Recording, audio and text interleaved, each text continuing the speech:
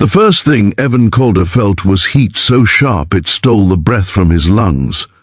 A wall of fire roaring out of a downtown office building as people screamed and scattered in every direction. It was broad daylight, the sun high above the city, yet smoke turned the sky grey, and sirens wailed like warnings from another world. Evan had been walking past with his backpack slung over one shoulder, thinking about rent, school fees, and how to stretch one more week of groceries, when he saw her collapse near the entrance, trapped between falling debris and rising flames.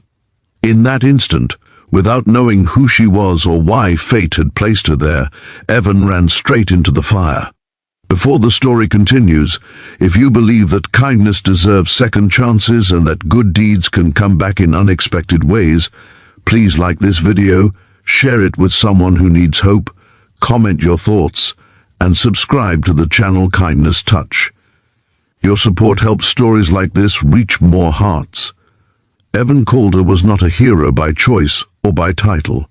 He was a single father of a 9-year-old boy named Milo, a man who had learned to wake before sunrise, pack lunches, and hide his own worries behind a calm smile. 6 months earlier, his life had been shaken when he lost his job as a maintenance supervisor at a large corporate firm called Halcyon Systems. The termination email had been short, cold, and final, citing budget cuts and restructuring. Evan never even got to speak in person to the executive who approved it. All he knew was that the decision came from the top, from the CEO whose name appeared neatly typed at the bottom of the notice. Since then, his days had been filled with job applications, rejection emails, and the quiet fear of not being enough for his son.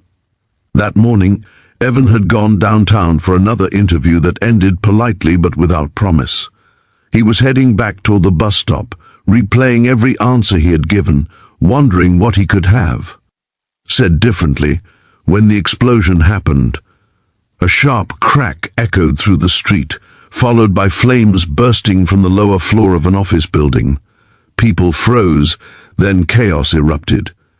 Evan saw smoke pouring out, alarms blaring, and amid it all, a woman stumbling near the entrance, her business jacket half burned, her face pale with shock. She tried to stand, but her legs gave out. Evan did not think about Milo waiting at school, or the fact that he had no protective gear, or that firefighters were still minutes away. He dropped his bag and ran. The heat was unbearable, the air thick with smoke, but he reached her, shielding her head as debris fell. He could feel his skin burning, his lungs screaming for air, but he lifted her, one step at a time, carrying her away from the flames as people shouted warnings. By the time he collapsed onto the pavement with her, his arms were shaking and his vision blurred. Sirens grew louder and hands pulled them apart as paramedics rushed in. Evan woke up later in a hospital room bathed in soft daylight, bandages wrapped around his forearms and shoulder. His first thought was panic for Milo. His second was confusion about where he was. A nurse reassured him that his son had been contacted and was safe with a neighbor. Then she told him that the woman he saved was stable and asking about him. Evan nodded weakly, still unaware of who she was, only relieved that she had survived. Hours later, as sunlight streamed through the window and the city hummed outside, a woman entered his room accompanied by a doctor. She moved carefully, her arm in a sling, her expression serious but softened by emotion. Evan recognized her face instantly, not from the fire, but from company newsletters and press photos. She was Marissa Vale, the CEO of Halcyon Systems, the same woman whose signature had ended his career months ago. The realization hit him harder than the fire ever had. His chest tightened, and memories flooded back of that email. Of telling Milo they might have to move, of nights spent awake calculating bills. For a moment, bitterness rose in his throat. But as he looked at her now, injured, vulnerable, alive because he had acted without knowing who she was, something inside him quieted. Marissa stood there, tears forming in her eyes, and spoke words of gratitude that Evan barely heard through the rush of emotions. She told him she had been visiting the building for a meeting when faulty wiring caused the fire. She said that without him she would not be alive. Evan listened silently, his mind torn between the past pain she represented and the simple truth that a human life mattered more than any corporate decision. In the days that followed, Evan's story spread quietly. Local news mentioned a single father who had saved a stranger from a burning building. Neighbors left food at his door. Milo looked at his father with wide, proud eyes, telling everyone at school that his dad was brave. Evan, however, still worried about the future. Heroism did not pay rent, and once the hospital discharged him, reality would return. What Evan did not expect was a call from Halcyon Systems requesting a meeting.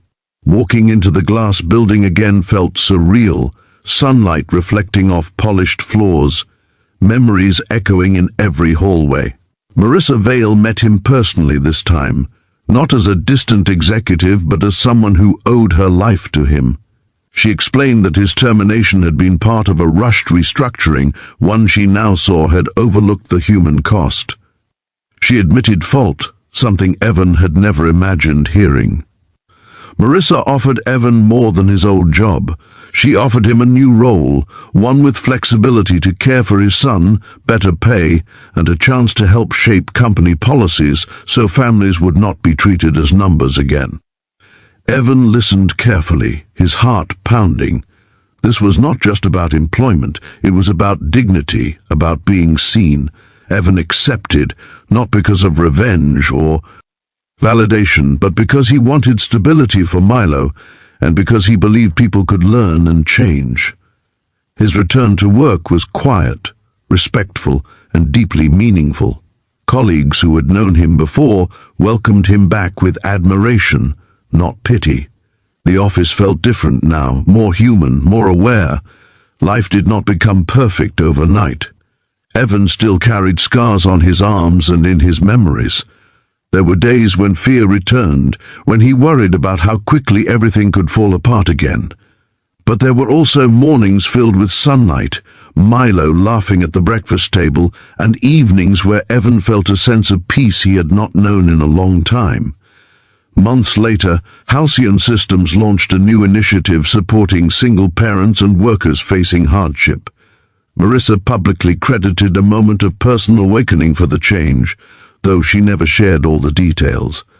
Evan watched from the back of the room during the announcement, his heart full, knowing that one selfless act had created ripples far beyond that burning building. Before this story ends, please take a moment to comment below and share what this story made you feel. Your words mean more than you know. Evan never considered himself extraordinary.